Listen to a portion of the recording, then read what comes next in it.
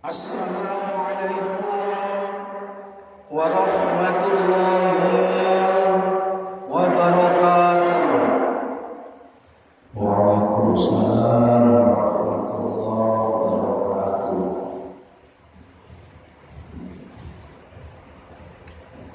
Bismillahirrahmanirrahim. Alhamdulillahi rabbil alamin. Summa alhamdulillahi rabbil alamin.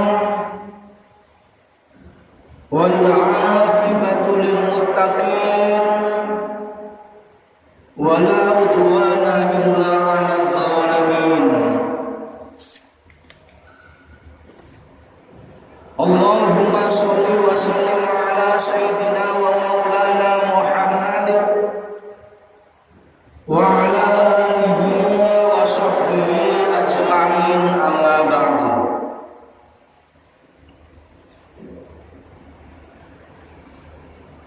Jamaah pengajian yang dimuliakan oleh Allah Subhanahu wa taala,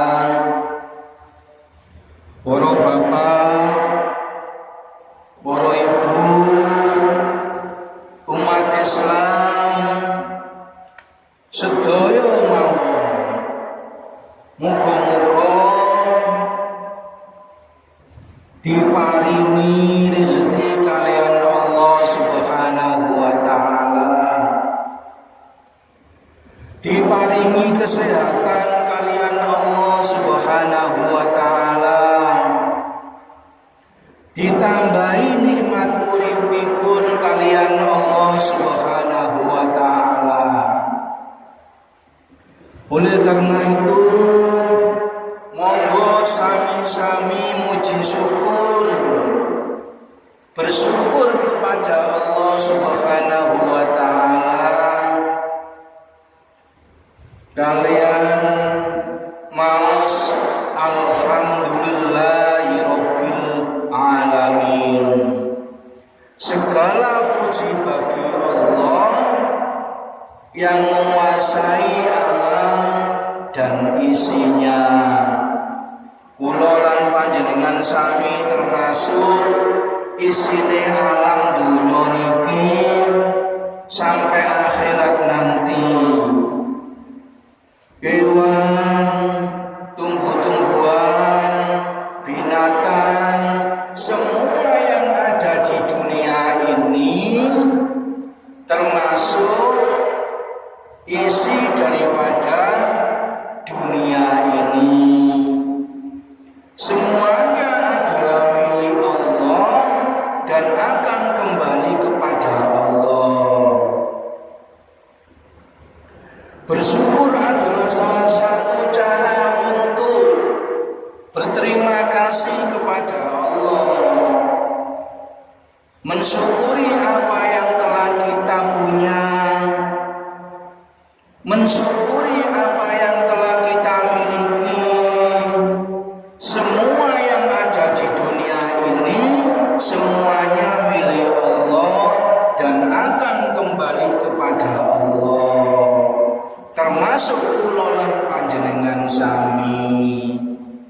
Sepindah malih monggo sami-sami bersyukur, mumpung setase urip, mumpung masih hidup, diberikan kesempatan untuk bersyukur kepada Allah, supaya ditambahi rezekine, ditambahi kesehatane, ditambahi kenikmatan uripe.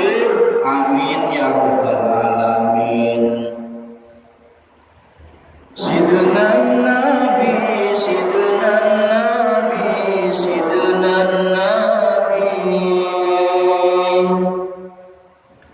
Sidna Nabi, Sidna Nabi, Sidna Nabi, Sidi Muhammad Amin Qutbi Habibin Nabi, Sidi Muhammad Amin Qutbi Habibin Nabi, Sidi Muhammad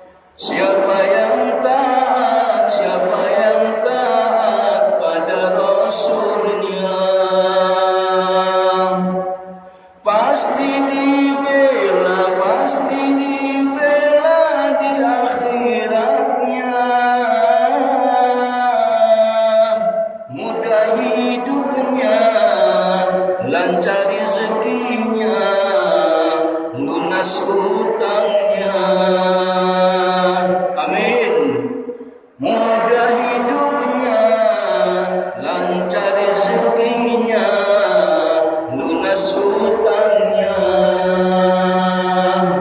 Amin ya rabbal alamin. Muga-muga kula lan panjenengan sami diparingi mudah hidupnya, lancar rezekinya, lunas utangnya. Amin ya rabbal alamin. Monggo sareng-sarengas hampir setiap Sabtu sore hari kula lan panjenengan sami mboten nesu, mboten muring-muring, mboten panas atine. Ono pengajian setiap Sabtu di sore hari. Muga-muga dadi hidayah, dadi barokah, dadi mangunan kangge kula lan panjenengan sami. Ana sing ngelingno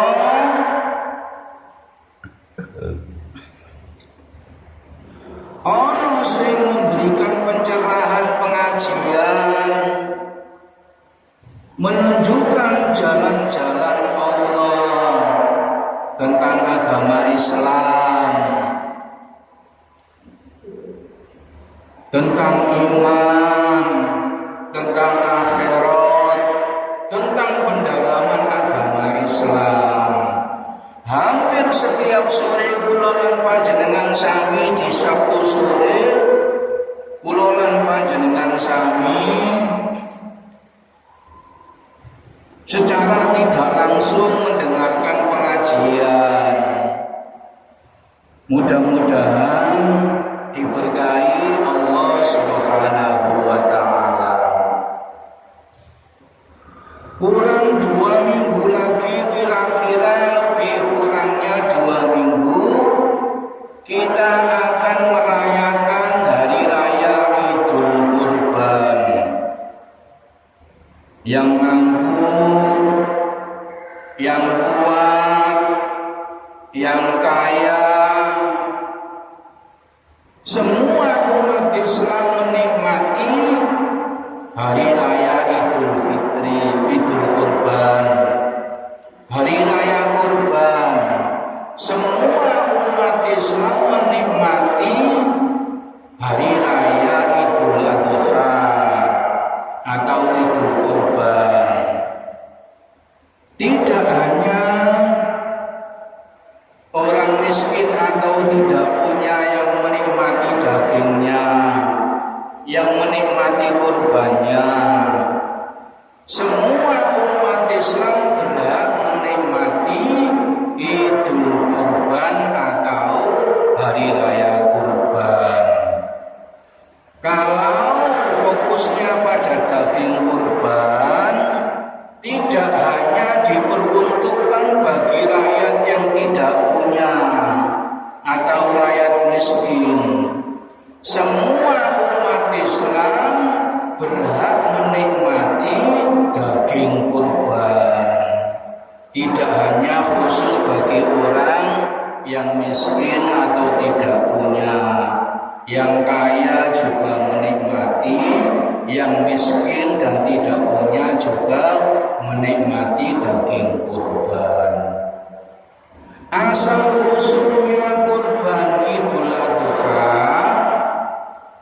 hukumnya sunat muakkad. Tidak ada hukum wajib atau mubah atau makruh dan lain-lain.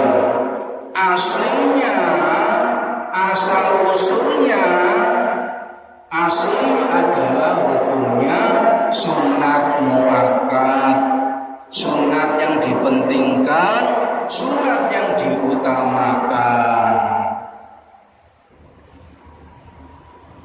Khusus bagi orang-orang yang mampu berkurban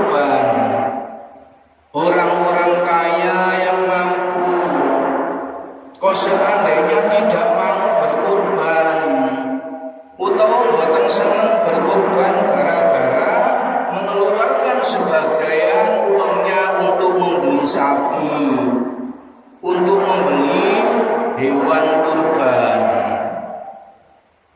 Saya kalau ada yang ngomong seperti itu, mboten seneng kurban, gara-gara duitnya kelong, gara-gara kekayaannya berkurang, dan tidak mau mengeluarkan uangnya untuk berkurban atau membeli hewan. Kata Nabi, jangan sekali-kali mendekati rumah Allah. Jangan sekali-kali mendekati masjid. Jangan sekali-kali pergi ke Baitullah. Jangan sekali-kali mendekati tempat Allah, baik masjid maupun mushola maupun Baitullah. Jangan sampai sekali-kali mendekati tempat-tempat ibadahnya orang Islam. Niku kata Nabi Muhammad sallallahu alaihi wasallam, sampai mboten gelem kurban, mboten gelem mengeluarkan sebagian hartanya untuk berkurban. Kata Nabi, jangan sekali-kali ojo sampai mendekati rumahnya Allah, Baitullah, ataupun tempat-tempat ibadah. Artinya apa? Ulang panjenengan sami dilarang untuk haji ataupun umroh gara-gara tidak senang terhadap kurban, mengeluarkan sebagian hartanya untuk berkorban. Niku larangane Kanjeng Nabi, nek kapan ana sing wong boten gelem kurban utawa boten seneng kalian kurban. Jadi hukum asli daripada kurban adalah sunat muakkad. Artinya kurban dapat pahala. Mboten kurban, mboten sampai haram utawa dilarang. Tapi Nabi memberikan peringatan kepada kita semua. Nek kapan ana wong sing mboten seneng kurban, jangan sekali-kali mendekati Baitullah. Itu bisa terjadi. Jangan sampai mendekati masjid, jangan sampai mendekati rumah Allah Subhanahu wa ta'ala. Muga-muga kula lan panjenengan sami tidak termasuk orang-orang yang seperti ini. Duwe yo kurban, sedekah jariyah, atau sunnah Rasul Nabi Ibrahim, sunnah Rasul Muhammad sallallahu alaihi wasallam yang meneruskannya. Tapi hukum kurban itu menjadi wajib. Kok iso? Hukumnya kurban itu menjadi wajib bagi orang-orang yang pernah janji atau nadar atau sumpah. Wis tahu janji, wis tahu nadar, wis tahu sumpah. Saya kalau sukses, kalau berhasil akan membeli sapi untuk kurban. Wis niat nadar utawa janji, nanti tahun depan atau tahun ini saya akan membeli sapi untuk kurban. Kalau saya sukses, kalau saya kajat kabuli, kabul kajati, diulang-ulang padha niku. Hajat kabuli, kabuli kajat, dan lain-lain. Niku nek kapan wis janji utawa nadar utawa sumpah, itu hukumnya menjadi wajib karena wis nazar, wis janji, wis sumpah. Jadi hukumnya kurban itu bisa menjadi wajib kalau kita sudah janji atau nazar atau sumpah. Jadi hukumnya sunnah berubah menjadi wajib gara-gara kula lan panjenengan sami wis nazar, wis sumpah utawa wis janji. Wajib, hukum wajib yang pertama. Hukum wajib yang kedua adalah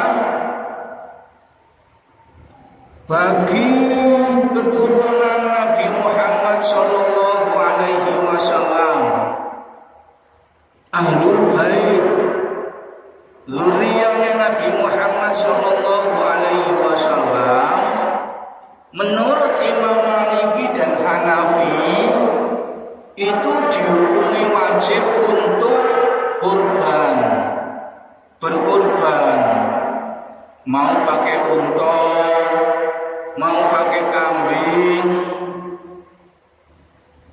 mau pakai sapi, mboten napa-napa, asal jangan ayam. Kurban yang dianjurkan biasanya unta. Kalau unta kurang lebih umurnya 10 tahun. Uang Indonesia tidak mampu membeli unta atau tidak mungkin membeli unta karena jarang sekali orang-orang yang pelihara hewan unta. Kalau di Madinah, di Timur Tengah, di Arab Saudi, hewan yang beredar untuk disembelih menjadi kurban itu biasanya unta. Itu kalau di Mekah, Madinah, di Timur Tengah sana, yang harganya mahal sekali. Ngalang-ngalangi mobil Pajero, harganya unta nih lho. Unta yang dipelihara khusus yang warnanya merah itu hampir 500 jutaan di Mekah atau di Madinah sana. Ya koyok sapi kalau di Indonesia para presiden biasanya kurban sapi yang khusus dipersiapkan untuk tahun depan, harganya 500-an juta, 100 sampai 500 juta. Jadi mboten napa-napa. Terus sapi, umure sapi niku kurang lebih 3 tahun. Nek umure unta kurang lebih 10 tahun. Memenuhi syarat untuk jadi kurban disembelih. Yang ketiga adalah hewan kambing. Kurang lebih umurnya 2 tahun atau 2 tahun kurang sedikit. Itu pun boleh untuk 1 orang. 1 unta untuk 1 orang boleh. 1 sapi untuk 1 orang yang berkorban pun boleh. 1 kambing untuk 1 orang yang berkorban pun boleh. Para alim ulama mengatur tentang kemampuan orang-orang yang berkorban, sehingga beredar peraturan seolah-olah sapi 1 dibagi orang 7. Niku menurut para alim ulama, di zaman Nabi tidak ada peraturan dibagi 7. Tidak apa-apa. Dibagi 10 nggih monggo, dibagi 7 nggih monggo, dibagi 3 nggih monggo, kanggo wong siji nggih monggo, mboten napa-napa. tidak ada larangan. Tapi pada zaman Nabi dahulu, Nabi pun berkorban untuk umatnya. Jadi Nabi setiap tahun berkorban, pada saat mampu berkorban kanggo kula lan panjenengan sami, kangge umatipun. Nabi memikirkan umatnya untuk berkorban. Jadi seandainya kita di sekarang ini tidak mampu atau belum punya uang atau belum kaya, niku sampun dikurbanaken Kanjeng Nabi Muhammad di awal-awal Nabi menyiarkan agama Islam. Mboten napa-napa sing mboten mampu, tapi sing wis sugih, wis mampu, ya diusahakan kurban supaya tidak termasuk orang-orang yang dilarang mendekati rumah Allah gara-gara wis sugih, gara-gara wis mampu, mboten gelem kurban. Niku keterangane Kanjeng Nabi Muhammad sallallahu alaihi wasallam tentang laki-laki ataupun perempuan jenis hewan. Menurut ulama al-Khilli, Syekh al-Khilli berpendapat dalam bukunya Tazkirah, untuk sapi ataupun unta tidak ada bedanya antara laki-laki dan perempuan. Niku pendapat ulama pada zaman dahulu, bahwa laki-laki ataupun perempuan boleh dijadikan kurban. Unta, sapi nggih boleh, unta perempuan nggih boleh. Jadi tidak ada ketentuan laki-laki ataupun perempuan. Itu menurut Syekh Al-Khilli. Tapi untuk kambing diutamakan yang jantan, itu lebih utama. Atau semua hewan kurban tidak melihat jantan ataupun betina sama saja.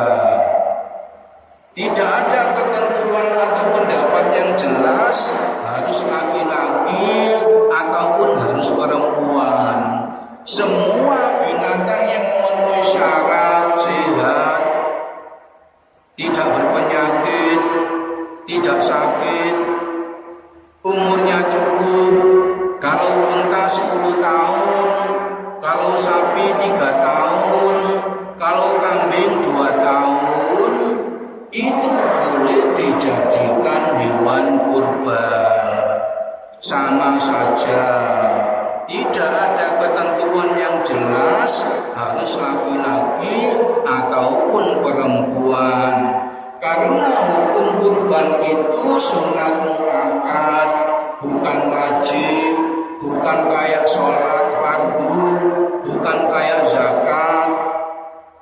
Dan orang-orang yang berhak menerima kurban dagingnya, semua umat Islam berhak menikmati hewan kurban. Yang tidak punya, yang punya, semua disunatkan untuk menikmati hewan kurban. Jadi tidak ada ketentuan yang jelas dari Nabi tentang pembagian daging. Yang tidak punya yang menikmati, yang kaya yang menikmati. Semua umat Islam berhak menikmati daging kurban. Tidak ada larangan orang kaya menikmati daging kurban atau hewan kurban. Tidak ada kekhususan kekhususan atau harus diutamakan bagi orang-orang fakir miskin. Semua umat Islam berhak menikmati daging kurban atau hewan kurban. Berbeda dengan zakat fitrah. Zakat yang ada pada sholat Idul Fitri, pada hari raya Idul Fitri, jelas siapa diperuntukkan, bagi siapa zakat fitrah itu yang berhak menerimanya. Harus dibedakan ibu antara zakat fitrah kalau daging kurban, hewan kurban itu tidak ada jelas dikhususkan bagi siapa yang berhak menerimanya.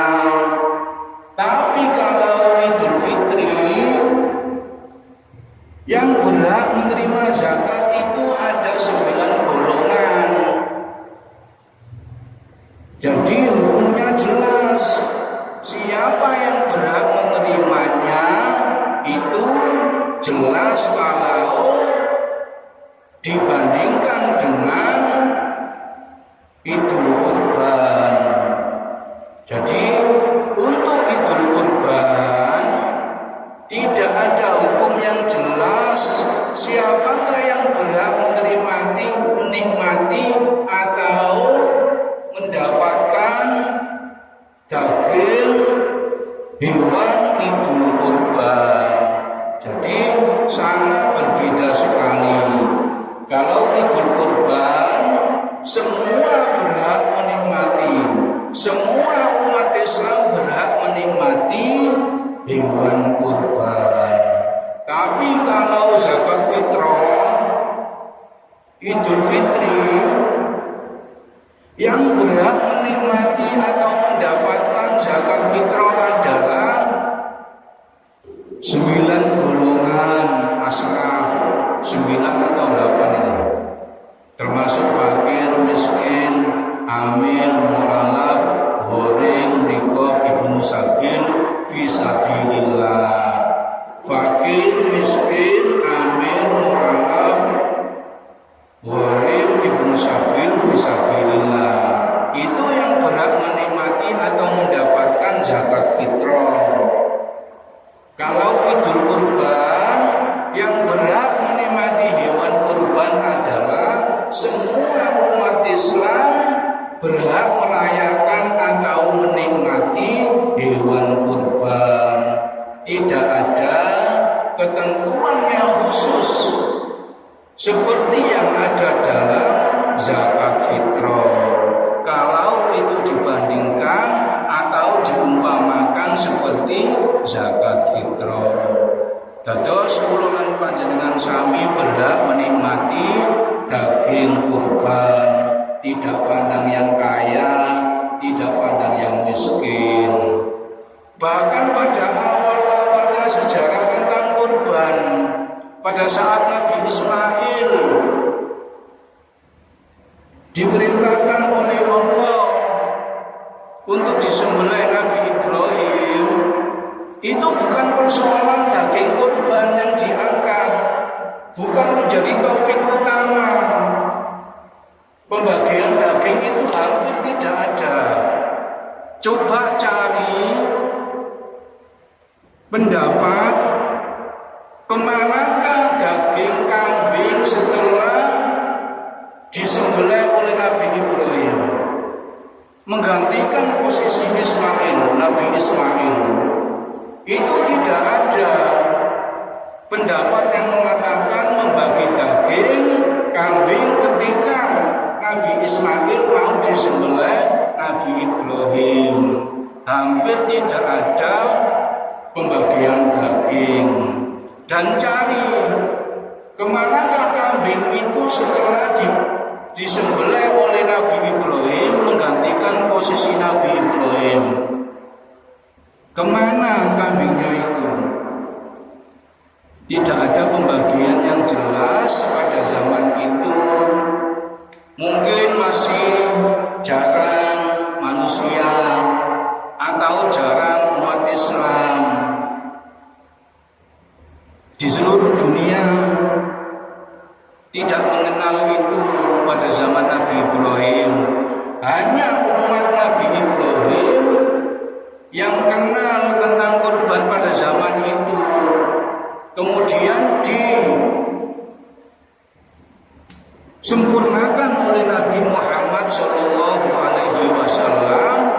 meneruskan posisi Nabi Ibrahim. Muncullah pendapat-pendapat para alim ulama, muncullah pendapat Al-Maliki, Hanafi, Hambali dan lain-lain. Muncullah pendapat Al-Khilli. Di dalam kitabnya berpendapat bahwa tidak ada ketentuan yang jelas tentang sapi atau unta, laki-laki ataupun perempuan. Semuanya sama saja. Mboten napa-napa.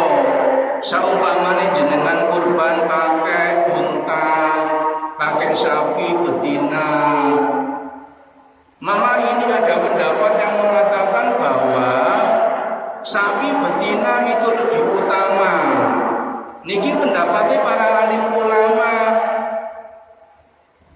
Jadi tidak ada ketentuan yang jelas tentang hukumnya sapi betina ataupun laki-laki boleh mawon padha wae. Tapi kalau kambing lebih utama yang jantan, yang laki-laki. Jantan dan betina sama saja, mboten napa-napa. Kalaupun sekarang ada ketentuan semuanya harus laki-laki, nggih monggo, mboten napa-napa. Sak mampu kula lan panjenengan sami kurban laki-laki, sapi nggih monggo.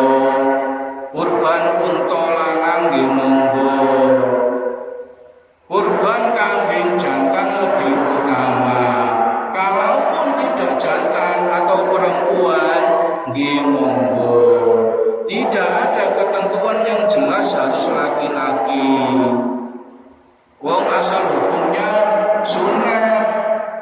Jadi tidak mengikat. Sunat itu artinya kan kalau dilakukan dapat pahala. Kalau tidak, ya tidak dapat pahala. Hukumnya sunat muakkad yang diutamakan. Jadi muga-muga kurban kula lan panjenengan sami nanti diterima oleh Allah Subhanahu wa taala. Yang terakhir, bahwa insya Allah kula lan panjenengan sami, kurban kula lan panjenengan sami membawa berkah fid dini wa dunya wal akhirah. Amin ya rabbal alamin. Marilah kita tutup pengajian ini dengan bacaan doa. Mudah-mudahan bermanfaat bagi kita semua. Mudah-mudahan kita semua mendapatkan petunjuk, pertolongan dari Allah Subhanahu wa taala, dan mudah-mudahan kita semuanya diberikan keringanan untuk menyempurnakan agama Islam. Amin ya rabbal alamin. Marilah kita tutup pengajian ini dengan bacaan doa. Allahumma sholli ala sayyidina Muhammad alhamdulillahi rabbil alamin. Rabbana atina fid dunya hasanah wa fil akhirati hasanah wa qina adzabannar. Wa sallallahu ala sayyidina Muhammad walhamdulillahi rabbil alamin. Kurang lebihnya mohon maaf. Wassalamualaikum warahmatullahi wabarakatuh.